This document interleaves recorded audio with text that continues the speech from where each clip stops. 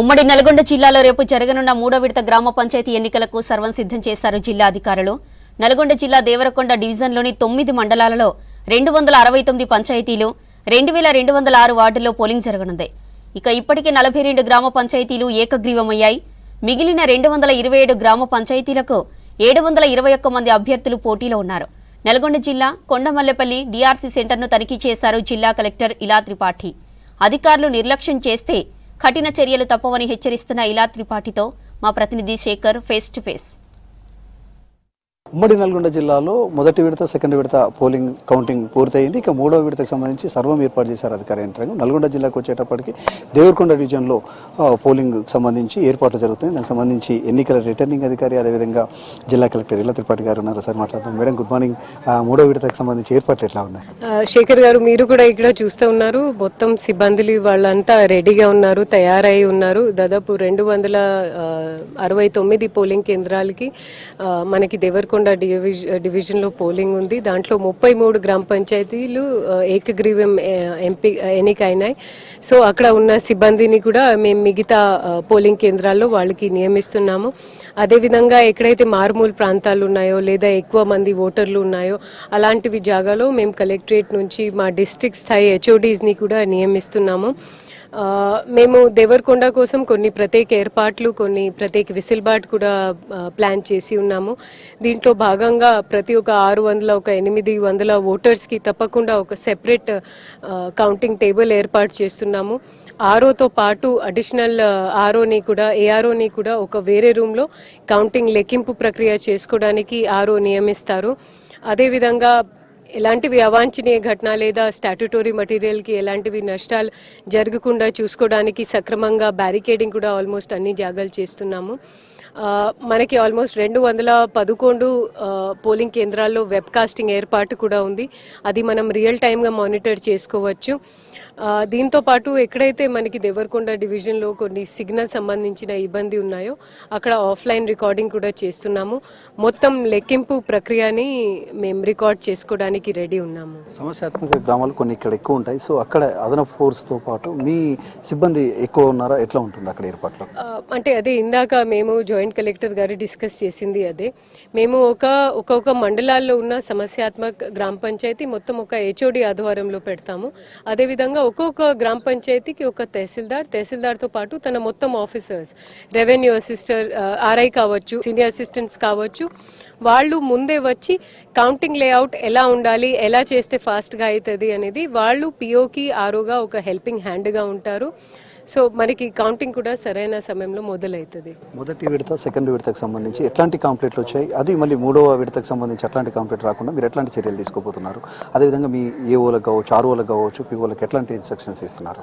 మాక్సిమంగా శేఖర్ గారు ఈ 2 ఫేజెస్లో మాకు రీకౌంటింగ్ విషయంలో అంటే పోలింగ్ అయిపోయిన తర్వాత స్ట్రాంగ్ రూమ్లో అంత సామాన్ తరలించిన తర్వాత కొంతమంది అభ్యర్థులు, ప్రజాప్రతినిధులు వాళ్ళు సందేహాలు వ్యక్తం చేయడం జరిగింది. వాటిని కూడా మేము ఇప్పుడు సాఫీగా మా ఆర్ఓస్కి కూడా చెప్పాము. రీకౌంటింగ్ అనేది ఆర్ఓ బాధ్యత. ఆర్ఓ ఆ రూమ్లో డిసైడ్ చేస్తారు అదే ఫైనల్. ఒక్కసారి ఆ పోలింగ్ కేంద్రాల నుంచి మేమంతా బంద్ చేసి స్ట్రాంగ్ రూమ్కి తరలించామంటే దాన్ని మళ్ళీ ఓపెన్ చేసే హక్కు ఎవరికి లేదు. ఒక ఈపీ ఎలక్షన్ పెటిషన్ ఉంటేనే దాన్ని ముట్టుకునే మాకు అనుమతి ఉంటుంది. సో అందరితో అంటే మీ ఛానల్ ద్వారా కూడా మేము రిక్వెస్ట్ చేసేది ఏంటంటే అక్కడ ఆర్ఓకి వాళ్ళు రిటర్న్గా 15 minutesలో ఎలాంటివి అభ్యంతరాలు ఉంటే లెక్కింపుల్లో రిటర్న్గా ఇవ్వాల్సిన అవసరం. ఎన్నికల అధికారిగా ఇప్పటి వరకు అభ్యర్థుల నుంచి ఎలాంటి కంప్లైంట్లు వచ్చినాయి? అదేవిధంగా అధికారుల మీద ఎలాంటి చర్యలు తీసుకున్నారు ఇప్పటి వరకు? అధికారుల మీద చర్యలు తీసుకోవడం ఏ అధికారికి, ఏ డిస్ట్రిక్ట్ కలెక్టర్కి నచ్చదు అండి. They are all working very hard నిజంగా. In fact on a side note there are officers వాళ్ళకి మొత్తం 3 ఫేజ్లో కూడా డ్యూటీ పడింది అండ్ వాళ్ళు చాలా సక్రమంగా సమయానికి వచ్చి డ్యూటీ నిర్వహిస్తున్నారు. సో యాక్చువల్లీ మేము వారికి అభినందన ఇస్తున్నాను. మీరు ఇండైరెక్ట్గా చిన్న కాపాడితే విషయాల గురించి అడుగుతున్నారు. సో అక్కడ యాక్చువల్గా మేము ఒప్పుకున్నాము. అది సిబ్బంది, అక్కడ ఉన్న రిటర్నింగ్ ఆఫీసర్, కౌంటింగ్ టీం తప్పువే. అండ్ ఇలాంటివి కేసెస్లో మేము యాక్షన్ తీసుకోవడానికి కూడా ఒక 1% కూడా మేము లీనియన్సీ చూపెట్టము అనేది కూడా మేము ప్రతి ఒక్క టెలికాన్ఫరెన్స్లో ఇప్పుడు నేరుగా వాళ్ళతో మాట్లాడేటప్పుడు కూడా చెప్పడం జరిగింది. ఒక 1-2% నాన్ స్టాట్యుటరీ వర్క్లో ఏదైనా తప్పు జరిగితే పర్వాలేదు, కానీ కావాలని ఉద్దేశపూర్వకంగా మొత్తం ప్రక్రియని దెబ్బ కొట్టే తప్పు చేస్తే యాక్షన్ తప్పదు. ఫైనల్గా ఎలక్షన్ కమిషన్ పరిధిలో ఉన్న అభ్యర్థులు కావచ్చు వీళ్ళంతా కూడా ఒకవేళ అక్కడ డిస్టర్బెన్స్ చేస్తే ఎలాంటి చర్యలు ఉంటాయి? ఫస్ట్ ఆఫ్ ఆల్ శేఖర్ గారు, ఇప్పుడు అందరికీ మేము తెలియజేస్తున్నది ఏంటంటే మనకి BNS 163 అమల్లో ఉంది. సో మన DRC కావచ్చు, పోలింగ్ కేంద్రాలు కావచ్చు, అక్కడ సందడి ఎవరు పెట్టినా PD యాక్ట్లో కానివ్వండి, మేము తప్పకుండా వాళ్ళని జైల్లోకి పెట్టేస్తా అండి. వాళ్ళు ఓటు హక్కు పోతుంది. అప్పుడు వాళ్ళు ఎంత కోర్టుకి పోయినా కూడా our order will stand correct అనమాట. సో అభ్యర్థులకి కూడా మేము అనేది ఏంటంటే వాళ్ళ ఆవేశం వద్దండి.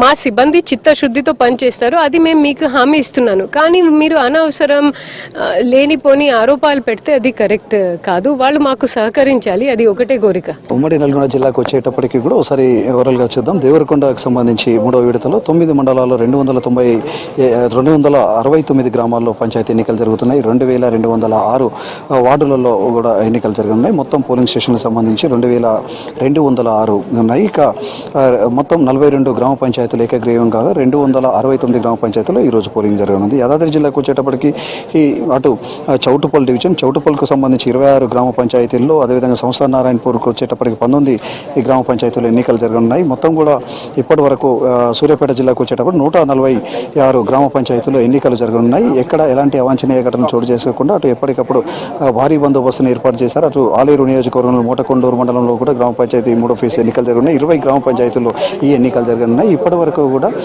ఉమ్మడి నల్గొండ జిల్లా వ్యాప్తంగా ఎలాంటి ఇబ్బంది కాకుండా అన్ని ఏర్పాట్లను అధికార యంత్రాంగం చేసింది. మరోవైపు అధికారులకు కూడా సీరియస్గా చెప్తున్నారు, ఎలక్షన్ కమిషన్ దృష్టిలో పరిధిలో ఉన్న మీరు ఎవరు కూడా విధి నిర్వహణలో నిర్లక్ష్యంగా వ్యవహరిస్తే మాత్రం ఊరుకునేది లేదు అని చెప్పేసి కూడా నల్గొండ జిల్లా కలెక్టర్ ఇలా త్రిపాఠి హెచ్చరికలు జారీ చేశారు. మరోవైపు ఇప్పటికే ఈరోజు 3వ ఫేజ్కు సంబంధించి సామాగ్రి పంపిణీ అవుతుంది. రేపు ఉదయం 7 గంటలకు ఎలక్షన్ ప్రారంభంగానుంది. 1ంటికి పూర్తిగానుంది. 2 గంటల తర్వాత కౌంటింగ్ ప్రక్రియ సురువుగానుంది. ఇది ఉమ్మడి నల్గొండ జిల్లాకు సంబంధించిన ఓవరాల్ 3వ ఫేజ్కు సంబంధించిన అప్డేట్. కెమెరా పర్సన్ రఘుతో శేఖర్, V6 న్యూస్, దేవరకొండ.